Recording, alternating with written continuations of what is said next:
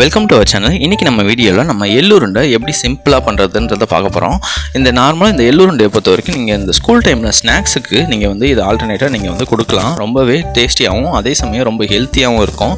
குழந்தைங்களும் ரொம்ப விரும்பி சாப்பிடுவாங்க. இது எப்படி பண்ணுறது சிம்பிளான்றது நம்ம ஃபுல் வீடியோவில் பார்த்து தெரிஞ்சுக்கலாம் வாங்க.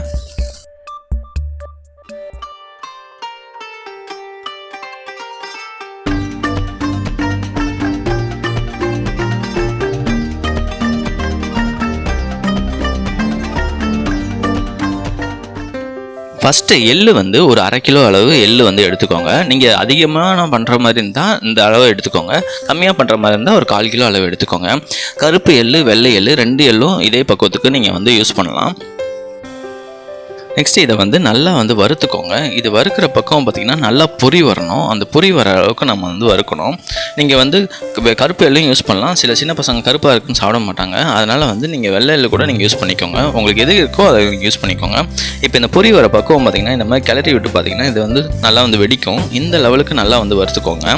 இந்த மாதிரி வறுக்கிற அளவுக்கு வறுத்துட்டு இது மாதிரி கொஞ்சம் கலர் மாறுற அளவுக்கு வந்ததுக்கப்புறமேலு கொஞ்சம் நேரம் ஃபேன் காற்றுல ஆற வச்சுருங்க. நெக்ஸ்ட்டு வந்து வேர்க்கடலை பொறுத்த வரைக்கும் பார்த்திங்கன்னா வறுத்த வேர்க்கடலை இருந்ததுன்னா நீங்கள் வறுத்த வேர்க்கடலை எடுத்துக்கோங்க. பச்சை வேர்க்கடலை இருந்ததுன்னா ஒரு 400 கிராம் அளவு எடுத்துகிட்டு இதை வந்து நல்லா வந்து வறுத்துக்கோங்க. வறுத்த வேர்க்கடலையாக இருந்தாலும் 400 கிராம் எடுத்துகிட்டு அதை வந்து கொஞ்சம் நேரம் வறுத்தாலே போதும். ரொம்ப நேரம் வறுக்கணும்னு அவசியம் இல்லை. வறுத்த வேர்க்கடலை மட்டும் ஒரு 10 நிமிஷம் வந்து நம்ம நல்லா வறுக்கிற மாதிரி இருக்கும். இந்த வேர்க்கடலையை பொறுத்த வரைக்கும் நல்லா வந்து ஒரு 70% நல்லா வந்து வறுபட்டதுக்கு அப்புறமேலு முந்திரி பருப்பு ஒரு கைப்பிடி அளவு முந்திரி பருப்பு வந்து சேர்த்துக்கோங்க. எதுக்கு முந்திரி பருப்பு சேர்க்குறோன்னா இதோட டேஸ்ட் வந்து உங்களுக்கு நல்ல ஒரு டேஸ்ட்டாக டிஃப்ரெண்ட்டாக இருக்கும். உங்களுக்கு முந்திரி பருப்பு சேர்த்தாலே ஒரு டேஸ்ட் வந்து மாறும். அதனால் கொஞ்சம் முந்திரி பருப்பு சேர்த்துட்டு நல்லா வந்து வறுத்துட்டு அதுக்கப்புறமேலு இதை வந்து கொஞ்சம் நேரம் ஆற வச்சுருங்க. நெக்ஸ்ட் வந்து வெள்ளை சிரப்பு வந்து நம்ம வந்து ரெடி பண்ணிக்கலாம். வெள்ளை சிரப்பை பொறுத்த வரைக்கும் 1 கிளாஸ் அளவு தண்ணி விட்டுக்கோங்க. 1/2 கிலோ வெல்லம் வந்து எடுத்துக்கோங்க. நம்ம 400 கிராம் அளவு தான் சேர்க்க போகிறோம். 1/2 கிலோ எடுத்து வச்சிட்டிங்கன்னா உங்களுக்கு ஈஸியாக இருக்கும். இனிப்பு பத்தலான்னு நீங்கள் பார்த்து சேர்த்துக்கலாம். ஒரு 1/2 கிலோ வந்து நல்லா வந்து இது கொதி வர வரைக்கும் நல்லா வந்து கிளறி விட்டுட்டுருங்க.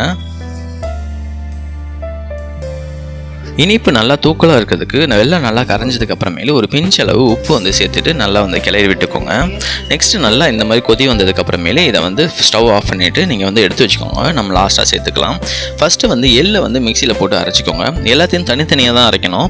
அப்போ தான் வந்து நல்லா அந்த டேஸ்ட்டு ஒரு பக்குவமும் நல்லா வரும். எள்ளை அரைக்கும் போது ஒரு 5 ஏலக்காய் வந்து சேர்த்துட்டு நல்லா வந்து அரைச்சிக்கோங்க. இந்த மாதிரி பக்குவத்துக்கு நல்லா அரைச்சிட்டு ஒரு கடாயில் வந்து நீங்கள் வந்து சேர்த்துக்கோங்க. அதுக்கப்புறமேல மற்ற பொருளையும் நம்ம இதில் தான் சேர்க்க போகிறோம் அரைச்சிட்டு. நெக்ஸ்ட்டு வேர்க்கடலையும் நம்ம முந்திரியும் நம்ம வந்து ரெடி பண்ணி வச்சுருந்தோம் பார்த்திங்களா, அதையும் வந்து சேர்த்துட்டு நல்லா வந்து அரைச்சிக்கோங்க. வேர்க்கடலையும் முந்திரியும் சேர்த்து அரைக்கும் போது பார்த்திங்கன்னா கொஞ்சம் நல்லா வந்து வளவளப்பாகவே அரைச்சிக்கோங்க. அப்போ தான் உருண்டை பிடிக்கிறதுக்கு உங்களுக்கு நல்ல பக்குவத்துக்கு வரும். நமக்கு எல்லாத்தையும் ஒரு பாத்திரத்தில் சேர்த்துட்டு நல்லா ஸ்பூன் வச்சு நல்லா வந்து கிளறி விட்டுக்கோங்க. இந்த மாதிரி பண்ணிவிட்டு அதுக்கப்புறமே நீங்கள் வெள்ளைப்பாகு நம்ம ரெடி பண்ணி வச்சுருந்தோம் பார்த்திங்களா, அதை வந்து சேர்த்துக்கோங்க. இதை சேர்க்கும்போது கண்டிப்பாக வந்து வடிகட்டி சேருங்க. கண்டிப்பாக மண் இருக்கும். மண்ணோட சேர்த்துறாதீங்க. சேர்த்திங்கன்னா ஃபுல்லாகவே வேஸ்ட் ஆகிடும். நெக்ஸ்ட்டு இந்த மாதிரி கொஞ்சம் கொஞ்சமாக ஊற்றி நல்லா கிளறி விட்டுக்கோங்க. கையாலேயே வந்து நல்லா வந்து பிணைஞ்சி விட்டுக்கோங்க. பிணைஞ்சி விட்டுட்டு இதை வந்து கொஞ்சம் நேரம் நல்லா ஜூஸியாக வந்துடும் பார்த்திங்களா, அப்போ வந்து மூடி போட்டு வச்சுக்கோங்க. மூடி போட்டு ஒரு 10 நிமிஷம் வச்சிங்கன்னா நல்லா வந்து இருத்துக்கும் அந்த வெள்ளைப்பாகை. இதே மாதிரி எல்லாத்துக்கும் நீங்கள் பண்ணிங்கன்னா எல்லா பாகுக்கும் நீங்கள் பண்ணிவிட்டு இனிப்பும் செக் பண்ணி பார்த்துக்கோங்க. இனிப்பு போதும்னா அதோட நிறுத்திக்கோங்க. இப்போ 500 கிராம் வந்து நம்ம வெல்லம் ரெடி பண்ணதில் வந்து பார்த்திங்கன்னா 400 கிராம் வந்து பாவு வந்து நம்ம வந்து யூஸ் பண்ணியிருக்கோம். யூஸ் பண்ணி மூடி போட்டு வச்சு இந்த மாதிரி பக்குவத்துக்கு நம்ம ரெடி பண்ணியிருக்கோம். இதை வந்து நீங்கள் வந்து உருண்டை ஷேப்பில் வந்து ரெடி பண்ணிக்கோங்க. இது வந்து இன்னும் ஒரு நாள் கழிச்சு நீங்கள் வச்சு சாப்பிட்டிங்கன்னா இன்னும் நல்லா இறுக்கமாக இருக்கும். நல்லா டேஸ்ட்டாகவும் நல்லா மொறுமொறுப்பாகவும் இருக்கும்.